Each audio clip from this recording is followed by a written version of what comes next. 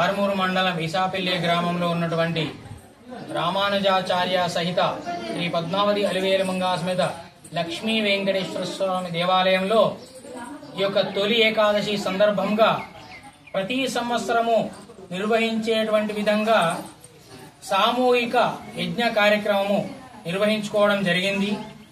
ఈ యొక్క తొలి ఏకాదశి అనేటువంటిది ఏమిటి అంటే శ్రీ మహావిష్ణువు ఈ యొక్క ఏకాదశి నుండి కార్తీక శుద్ధ ఏకాదశి వరకు కూడా యోగ నిద్రలో ఉంటాడు స్వామివారు విష్ణువు।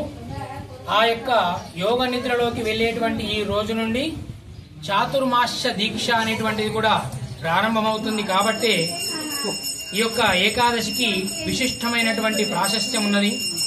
అలాగే మన తెలుగు పండుగలన్నీ కూడా ఈ యొక్క ఏకాదశి నుండే ప్రారంభమవుతాయి। దానివల్లనే ఈ యొక్క తొలి ఏకాదశి అనేటువంటి పేరు కూడా రావడం జరిగింది దీనికి। ఈ యొక్క ఏకాదశి నాడు శ్రీ మహావిష్ణువును పూజించిన వాళ్ళందరికీ కూడా ఆ యొక్క వైకుంఠ ద్వారంలో ఉండేటువంటి ద్వారంలో దేవతలందరూ కూడా ఆహ్వానిస్తారట।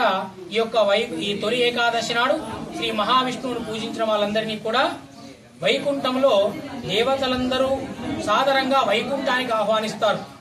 ఆ విధమైనటువంటి మహాపుణ్యకరమైనటువంటి ఈ యొక్క తొలి ఏకాదశి నాడు ఈ యొక్క గ్రామంలో ఉండే ఈ వెంకటేశ్వర దేవాలయంలో మేమందరము కూడా గ్రామస్తులు మరియు గ్రామాభివృద్ధి కమిటీ అలాగే యజమాన్యము లక్ష్మీ వెంకటేశ్వర స్వామి అభివృద్ధి కమిటీ అందరూ కూడా కలిసి ఈ యొక్క సామూహిక యజ్ఞ కార్యక్రమాన్ని గత 20 సంవత్సరాలుగా నిర్వహించుకోవడం జరుగుతుంది।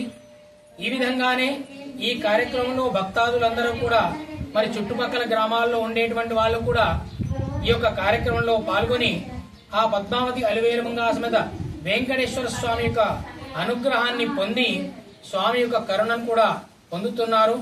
ఈ విధమైనటువంటి ఏకాదశి నాడు ఈ యొక్క కార్యక్రమాన్ని నిర్వహించుకోవడము ఈ యొక్క గ్రామస్తుల యొక్క అనేక జన్మాల పుణ్యఫలమని కూడా చెప్పడం జరుగుతూ ఉన్నది।